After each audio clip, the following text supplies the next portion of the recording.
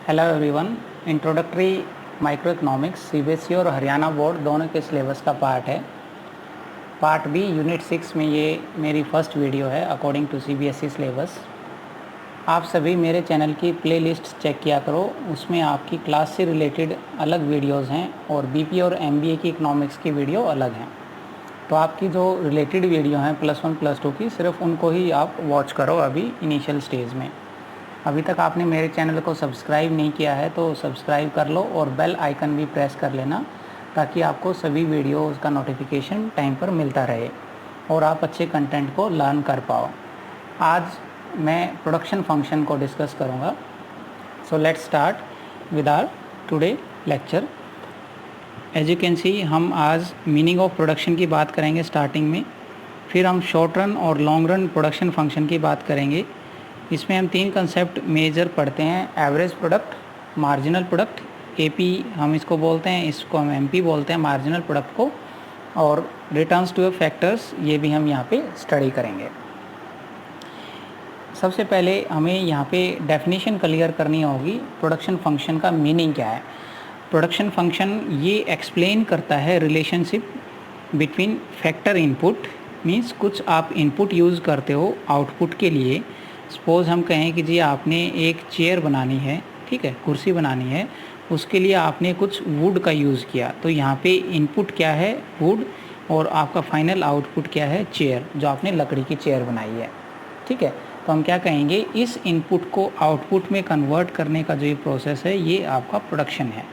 और the term production means transformation of physical input, means हमने लकड़ी को किस में ट्रांसफ़र किया, फिजिकल आउटपुट में, चेयर में, ठीक है। तो ये हमारा प्रोडक्शन की एक्टिविटी हुई।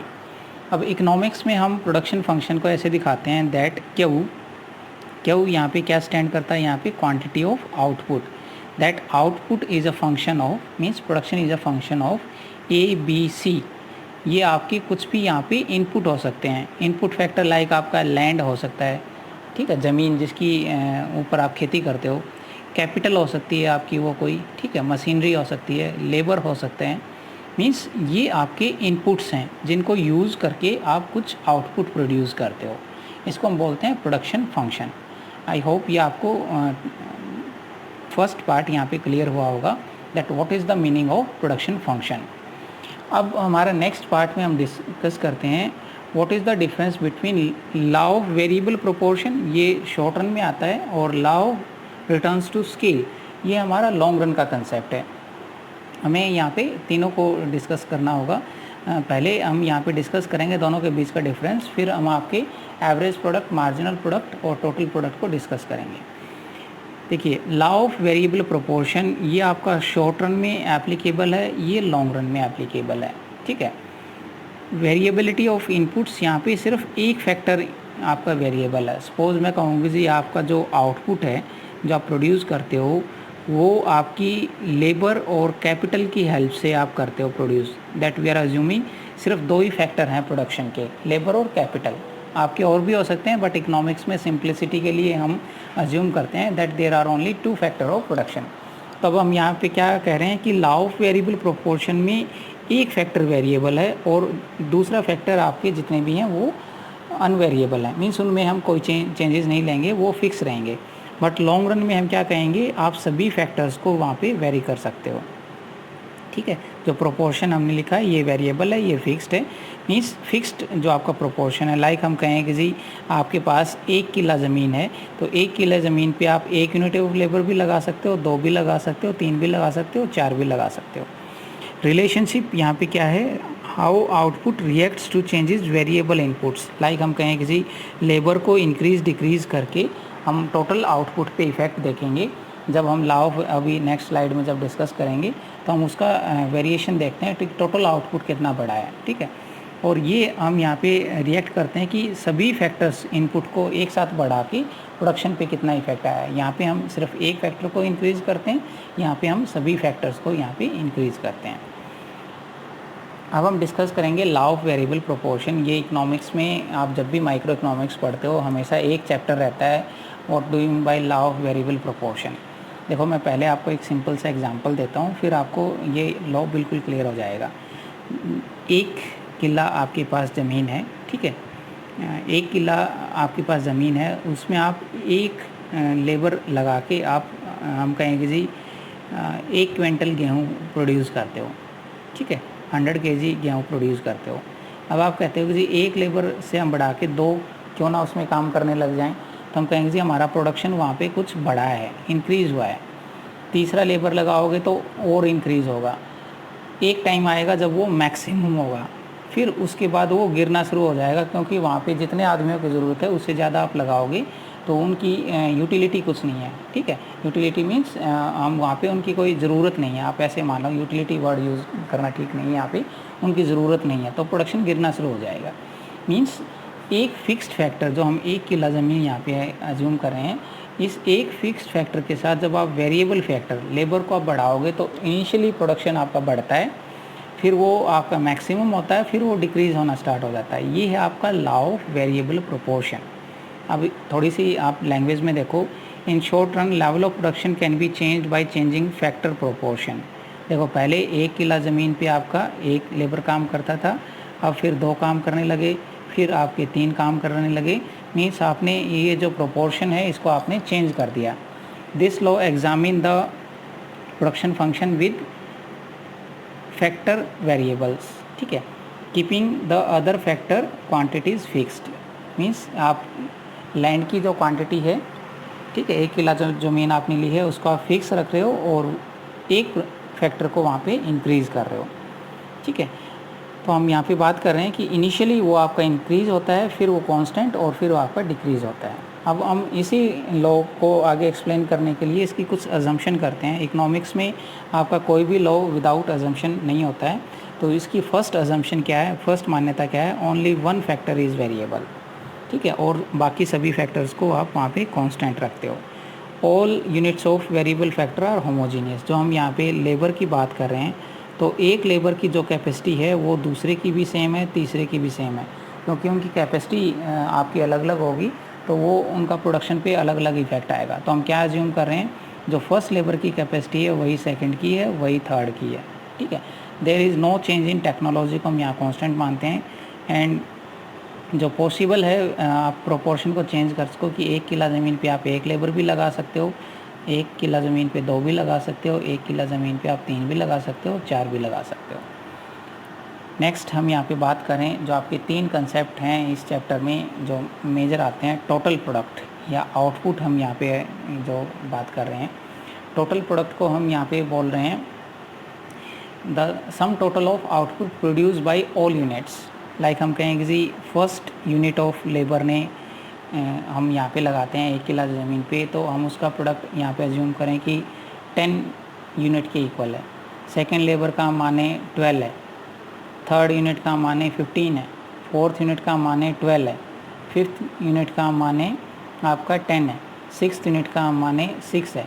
तो आप इन सभी को कंबाइन करोगे तो टोटल आपका जो आउटपुट होगा वो 65 यूनिट होगा, ठीक है। इन आप पाँचों को जोड़ दोगे, आप 6 के 6 को जोड़ दोगे, ठीक है, तो उनका 65 यूनिट्स होगा। ये है आपका total product. Means it refers to the total volume of goods produce during a specified period of time, can be raised only by increasing the quantity of variable factors, ठीक है। आप यहाँ पे बढ़ा सकते हो इसको, 7वीं लेबर भी लगा सकते हो, 8वीं लेबर भी लगा सकते हो। अब हम इसको थोड़ा सा फॉर्मूला की सेंस में बात करें, जो हम निकालते हैं टोटल प्रोडक्ट को, तो आप टोटल नंबर ऑफ आप कैपेसिटी देखते हो वहाँ पे उनकी कितनी है। नेक्स्ट हम यहाँ पे बात करते हैं आपकी एवरेज प्रोडक्ट की। एवरेज का सीधा सा हिसाब है कि आपने 6 ने किया 65 भी, ठीक है, ठीक है। और लाइक हम कहें जी 4 आपके करते हैं 40, कितने यूनिट लगा के करते हो आप, 5 यूनिट लगा के। 5 यूनिट्स ऑफ लेबर ने 40 यूनिट्स ऑफ आउटपुट प्रोड्यूस किया है, तो आपकी एवरेज कितनी आएगी, 8, ठीक है। ऐसे ही आप अलग अलग क्वांटिटी निकाल सकते हो। Means average product can be known as dividing total जो प्रोडक्ट है आपका, उसके टोटल नंबर ऑफ यूनिट्स। 5 है तो 5 से कर लो, 6 है 6 से कर लो, 7 है 7 से कर लो। लाइक हमने किया 40 यूनिट्स टोटल प्रोडक्ट है आपका और 5 लेबर लगे हुए थे, तो आपकी एक लेबर की एवरेज कितनी आ गई, 8। ऐसे ही हमने ये किया है 450 आपका टोटल है, तो 5 आपके लेबर लगे हुए हैं, तो आपका कितना आ गया, एवरेज 90। नेक्स्ट हम बात करें मार्जिनल की। Marginal refers to the change in total, ठीक है, एक यूनिट इंक्रीज़ या डिक्रीज़ करके उसमें कितना इफेक्ट आता है। लाइक हम यहाँ पे बात करें marginal product of n unit आपने निकालना हो तो total product of n unit minus total product of n minus 1 unit, ये आपका फॉर्मूला है। ऐसे ही आप प्रोडक्ट निकालते हो, ऐसे ही मार्जिनल यूटिलिटी निकालते हैं, ऐसे ही हम कॉस्ट निकालते हैं, जो आगे जाके हम यहाँ पे डिस्कस करेंगे। ठीक है, अब हम बात करते हैं, सपोज़ हम यहाँ पे बात करें 5 यूनिट्स ऑफ लेबर ने आपका प्रोडक्शन किया था 40, 6 यूनिट का आपने लेबर लगाई तो आपका टोटल हुआ 45, तो 6 यूनिट का मार्जिनल प्रोडक्ट कितना हुआ 45 माइनस एन माइनस 1 यूनिट 40, तो 6 यूनिट का आपका जो मार्जिनल प्रोडक्ट आया कितना आया 5 यूनिट के बराबर। It is the output derived from the employment of additional unit, 5 से 1 एडिशनल यूनिट आपने यहाँ पे एक्स्ट्रा लगाई है, तो हम उसका कंट्रीब्यूशन देखते हैं कि कितना वहाँ पे रहा है, और इस जो हमने यूनिट्स लिए हैं उसमें कितना रहा है कंट्रीब्यूशन 5 यूनिट्स के इक्वल। नेक्स्ट हम इसी लॉ को एक टेबल की हेल्प से एक्सप्लेन करते हैं। ये सिंपल टेबल है। फर्स्ट हमने यूनिट्स ऑफ लैंड ली हुई है, लाइक हमने 1 किला ज़मीन मानी थी, आप यहाँ पे 4 4 4 भी ले सकते हो, 8 8 भी ले सकते हो, आपकी मर्ज़ी है। Units of labour second column में 1 2 3 4 5 6 7 8 9, ईजी है, लैंग्वेज कर सकते हो। फिर हमने तीनों कंसेप्ट को यहाँ पे डिस्क्राइब करना है, total production, total product, marginal product और एवरेज प्रोडक्ट। इसको आप टीपी बोलते हो, इसको आप एमपी बोलते हो और इसको आप एपी बोलते हो। आपने सिंप्लिसिटी के लिए हम यहाँ पे मार्जिनल प्रोडक्ट से हम स्टार्ट करेंगे। देखो 3 देवता ब्रह्मा विष्णु महेश, 3 से आप स्टार्ट करो, किसी भी फिगर से स्टार्ट कर सकते हो, ऐसा कुछ नहीं है, बट आपको ये लॉ की डेफिनेशन पता होनी चाहिए कि इनिशियली आप एक वेरिएबल फैक्टर को बढ़ाते हो तो कुछ टाइम तक आपका टोटल प्रोडक्शन बढ़ता है, फिर वो कांस्टेंट होता है, फिर वो डिक्रीजिंग होना स्टार्ट हो जाता है। 3 से हमने स्टार्ट किया, 4 5 5 पांडवों पे रुकना है। ठीक है, ये भी हमारे महाभारत के इम्पोर्टेंट कैरेक्टर हैं 5 पांडव। फिर उसके बाद रिवर्स काउंटिंग स्टार्ट कर देनी है, 5 के बाद 4 3 2 1 0 -1, नेक्स्ट लिया है तो -2, आप ऐसे करोगे। ठीक है, अब आपके पास जैसे ही मार्जिनल प्रोडक्ट आया आप टोटल निकाल सकते हो। फर्स्ट यूनिट का कंट्रीब्यूशन है कितना 3, सेकंड यूनिट का है 4, दोनों को मिला दोगे तो कितना हो जाएगा 3 + 4 7, +5 आप मिलाओ 12, +4 आप मिलाओ 16, +3 मिलाओ 19, +2 मिलाओ 21, +1 मिलाओ 22, 0 मिलाओ 22, -1 कर दो 21। अब इस जो हमारा ये आया है आपके पास टोटल प्रोडक्ट, इसको नंबर ऑफ़ लेबर से आप डिवाइड करोगे, 3 डिवाइडेड बाय 1 3, 7 डिवाइडेड बाय 2 3.5, तो आप ये एवरेज भी निकाल सकते हो। और सेम टेबल को हम इस ग्राफ के थ्रू भी एक्सप्लेन कर सकते हैं। ये इजी ग्राफ है, आपने 2 पोर्शन में हमने इस वे में करके ग्राफ बनाए हैं। इस ग्राफ में एक ही बात ध्यान रखना है, जो यहाँ पे जो स्केल लो वही सेम स्केल यहाँ पे आना चाहिए, क्योंकि हम दोनों के बीच में रिलेशन निकालते हैं।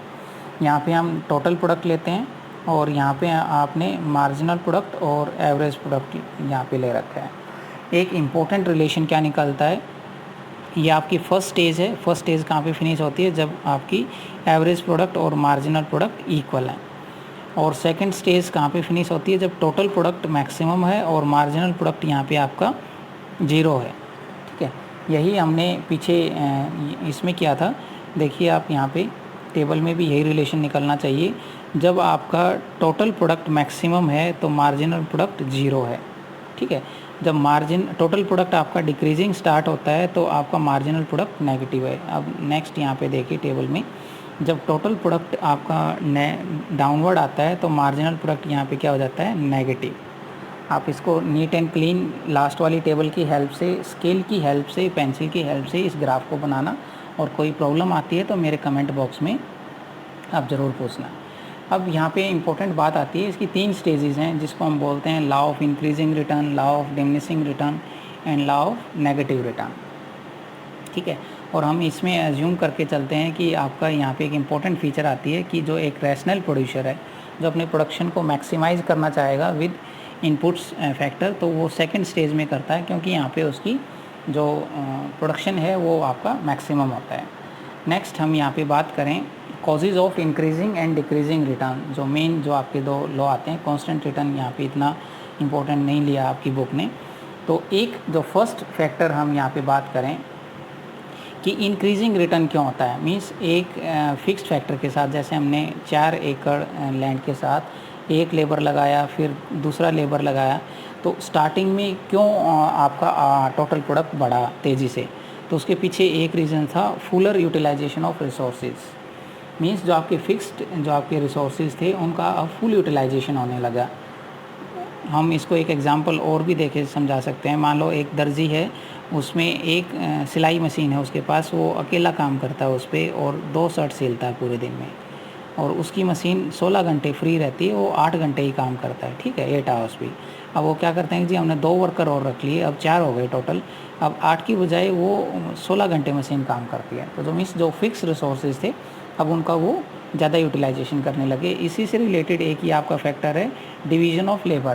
पहले आप एक अकेले काम करते थे, अब आपके पास 4 लोग और आ गए, 3 लोग और आ गए हैं, 1+3 अब आप हो गए। तो अब आप डिवीज़न ऑफ लेबर कर सकते हो कि उस एक सिलाई मशीन पे एक सिलेगा ही, एक स्टिच करेगा, एक उस पर बटन और आयरन करेगा, तो उससे उनकी स्पेशलाइजेशन बढ़ जाती है और उसकी वजह से बेटर कोऑर्डिनेशन होता है और उसका आउटपुट पे आपका ज़्यादा इफेक्ट आता है। लेकिन ऐसा नहीं है कि एक सिलाई मशीन पे हम 4 ले रहे हैं तो आप आगे 5 भी कर लोगे, 6 भी कर लोगे, 7 भी कर लोगे, 8 लोग भी काम कर लेंगे, नहीं, उसकी भी एक लिमिट है। मीन्स वहाँ पे फिर क्या हो जाएगा, इंक्रीजिंग रिटर्न वहाँ पे नहीं आएंगे। यहाँ पे ये वर्ड मैंने चेंज कर लेना इसको, यहाँ पे आपने लिखना है डिक्रीजिंग रिटर्न्स, ठीक है, यहाँ पे थोड़ा सा चेंज कर लेना, इसको आपने लिखना है decreasing return. Means fixity of factors, जो आपका फिक्स्ड फैक्टर है उसको आप एक लेवल तक ही यूज़ कर सकते हो, उसके बाद आप उसके ऊपर बर्डन डालोगे तो उससे मिलने वाला रिटर्न कम होता जाएगा। और एक परफेक्ट सब्स्टिट्यूट्स, लाइक हम कहें कि जी एक मशीन पे 4 लोग ही परफेक्टली काम कर सकते हैं, जब 5वां और छठा बढ़ाओगे तो आपकी वहाँ पे आउटपुट डिक्रीज़ होगा। और जो आपका ये बेटर कोऑर्डिनेशन था वो किस में होगा, पुअर कोऑर्डिनेशन। जितने ज़्यादा आप लोग बढ़ते जाएंगे, एक मशीन पे 8-10 काम नहीं कर सकते, वो कहेंगे जी 4 की मैक्सिमम कैपेसिटी, तो आप 4 ही लोग वहाँ पे काम कर सकते हो। नेक्स्ट एक थोड़ा सा हमने आपकी इस में स्लाइड में एक्सप्लेन किया है law of returns to scale. ये लॉन्ग रन से रिलेटेड है, मैं थोड़ा सा एक्सप्लेन करूँगा इसमें, आपकी बुक्स में काफ़ी में ये नहीं दिया होता है, बट ये लॉन्ग रन का है, आपके सिलेबस में दोनों है, short run and long run analysis. तो अकॉर्डिंग टू कोट्सियानी, से इकोनॉमिक्स का नाम है, the term returns to scale, जब भी स्केल वर्ड आए तो आप ये समझ लेना आप किसकी बात कर रहे हो, लॉन्ग रन की बात कर रहे हो। मीन्स जिसमें एक फैक्टर वेरिएबल नहीं है, जिसमें सभी फैक्टर वेरिएबल हैं। इनिशियली हमने प्रोडक्शन फंक्शन क्या किया था, लेबर और कैपिटल का ये आपका फंक्शन है, बट हम क्या करेंगे अब, जो आपका आउटपुट चेंज होगा वो लेबर और कैपिटल दोनों की वजह से चेंज होगा। इनिशियली हमने क्या माना था, सिर्फ लेबर का उसमें इफेक्ट देखा था टेबल और ग्राफ के थ्रू। इसकी सिंपल आपकी एजम्पशन वही है, ऑल फैक्टर इनपुट्स ये वेरिएबल हैं। पहले वाले लॉ में सिर्फ एक फैक्टर वेरिएबल था। A worker works with given tools and implement, वो सेम टेक्नोलॉजिकल काम करता है। There is a perfect competition, ये आपका आगे आने वाले सिलेबस में भी आएगा। परफेक्ट कंपटीशन आप एक ऐसी मार्केट मानो जिसमें बहुत सारे सेलर बायर हैं और वो सेम प्राइस पे होमोजीनियस कमोडिटी सेल करते हैं। मीन्स जो वो कमोडिटी सेल करते हैं उनमें कोई भी डिफरेंस नहीं है। And the product is measured in quantities में हम उसको ईजिली मेजर कर सकते हैं, इट इज़ मेजरेबल। तो अब हम इसको एक टेबल की हेल्प से यहाँ पे एक्सप्लेन करते हैं। अब देखो हमने जो स्केल ऑफ प्रोडक्शन है वो लेबर और कैपिटल दोनों को एक साथ किया है। मीन्स 1 यूनिट ऑफ लेबर और 2 यूनिट्स ऑफ कैपिटल को एम्प्लॉय करके हम कितना प्रोडक्ट हम अज्यूम कर रहे हैं, 10, ठीक है। अब हमने लेबर को भी 1 यूनिट बढ़ा दिया और कैपिटल को भी डबल कर दिया। तो अब आप देखिए इसमें यूनिट्स ऑफ लेबर को आपने जो बढ़ाया तो इसमें परसेंटेज चेंज कितना आया, 2 - 1 डिवाइडेड बाई 1, ये वाली जो हम टेबल ले रहे हैं, इनटू 100, तो आपका कितना परसेंटेज चेंज आया, 100। ऐसे ही आप निकाल सकते हो 3 - 2 डिवाइडेड बाई 2 इंटू 100, ठीक है, तो ये कितना आया, 50। ये फिगर आपको रटने की ज़रूरत नहीं है, ये आप इजीली कैलकुलेट करके निकाल सकते हो। अब देखिए मैं इस लॉ को 3 पार्ट्स में डिवाइड कर रहा हूँ जो आपको ईजिली समझ में आ जाएंगे। देखिए ऊपर वाला, जितना परसेंटेज चेंज लेबर और कैपिटल में हुआ उससे ज़्यादा परसेंटेज चेंज आपका प्रोडक्ट टोटल प्रोडक्शन में हुआ तो हम इसको कहेंगे इंक्रीजिंग रिटर्न। जितना परसेंटेज चेंज लेबर और कैपिटल में हुआ उतना ही परसेंटेज चेंज आपका टोटल प्रोडक्शन में हुआ तो हम इसको कहेंगे कांस्टेंट रिटर्न, और जितना परसेंटेज चेंज लेबर और कैपिटल में किया उससे कम परसेंटेज चेंज आपका टोटल प्रोडक्शन में हुआ तो हम इसको बोलेंगे डिक्रीजिंग रिटर्न। इसमें एक ही बात ध्यान रखनी है, हमने दोनों को यहाँ पे क्या आप सभी को कैलकुलेट करना, ये फिगर आपके आ जाएंगे, इनको रटने की ज़रूरत नहीं है। और सेम कर्व में आप यहाँ पे दिखा सकते हो, ये हमने डिमिनिशिंग रिटर्न लिया है, जितना परसेंटेज चेंज आपका लेबर और कैपिटल में हुआ है उतना परसेंटेज चेंज आपका, जितना लेबर और कैपिटल में हुआ उतना आपका प्रोडक्ट में चेंज नहीं हुआ है, ठीक है। नेक्स्ट हम यहाँ पे बात, ये इजी कर्व बनते हैं, आप बनाना चाहो तो आप यहाँ पे देख सकते हो। देखिए मैं एक ऐसा कर्व बनाऊँ तो आप यहाँ पे आइए, ये इनिशियल आपका लेबर और यूनिट्स, इसको हम एन से डिनोट कर दें, ये आप आउटपुट है। अब इतना आपका आउटपुट चेंज हुआ है तो लेबर और कैपिटल में इतना चेंज हुआ और आउटपुट में ज़्यादा हुआ। अब बताइए ये डिमिनिशिंग रिटर्न है कि इंक्रीजिंग रिटर्न है? ये वाला डायग्राम आपका इंक्रीजिंग रिटर्न का है, जो हम यहाँ पे ये वाला बात करेंगे। जितना परसेंटेज चेंज आपका लेबर और कैपिटल में हुआ उससे ज़्यादा परसेंटेज कैपिटल में हुआ। कांस्टेंट रिटर्न का बनाना हो तो आप कैसे बनाओगे? 45 डिग्री एंगल पे लेके जाओ इस लाइन को, ठीक है। एक मिनट मैं इसको इरेज कर लेता हूँ, ठीक है। ये अब इसको दोबारा से बनाते हैं 45 डिग्री एंगल पे आउटपुट की लाइन को। अब इस पे चेक कीजिए, हम सपोज ये पॉइंट चेक करते हैं, ये यहाँ पे आपका आउटपुट हम ले रहे हैं, यहाँ पे लेबर और यूनिट कैपिटल की यूनिट्स ले रहे हैं।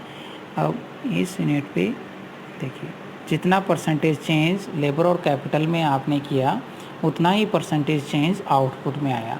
तो हम किसकी बात कर रहे हैं? कांस्टेंट रिटर्न की, जो हम ये वाले ग्राफ में, सेकंड वाले ग्राफ में दिखाते हैं, ठीक है।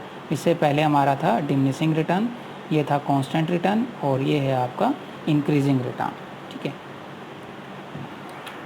Thank you for listening me carefully. Next video में हम रिवेन्यू कर्व वाला टॉपिक डिस्कस करेंगे, जो इस यूनिट में आपका एक इम्पॉर्टेंट टॉपिक है। Please like and comment on my video and share it with your friends and don't forget to subscribe my channel. और यदि आपका कोई क्वेश्चन है तो कमेंट बॉक्स में पूछा करो आप मेरे, और आप चाहोगे तो मैं अपना व्हाट्सअप नंबर भी दे दूँगा ताकि आप इकोनॉमिक्स को ईजिली लर्न कर पाओ। बस एक ही बात का ध्यान रखना, इकोनॉमिक्स में बीबीए और एमबीए स्टूडेंट्स को भी पढ़ाता हूँ, तो जो आपकी +1 और +2 का जो फोल्डर है सिर्फ उसके ही टॉपिक को आपको पढ़ना है, ताकि मैंने उनको सिंपल लैंग्वेज में वहाँ पे एक्सप्लेन किया हुआ है आपकी ईजीनेस के लिए। एमबीए और बीबीए वाले टॉपिक भी लगभग सेम है काफ़ी हद तक आपके, तो उनको रिकमेंड अभी मैं आपके लिए नहीं करता। तो आपका जो सिंपल जो इकोनॉमिक्स का जो फोल्डर है आपका प्लेलिस्ट में मेरी में जाके उसको ही चेक करना। Thank you so much.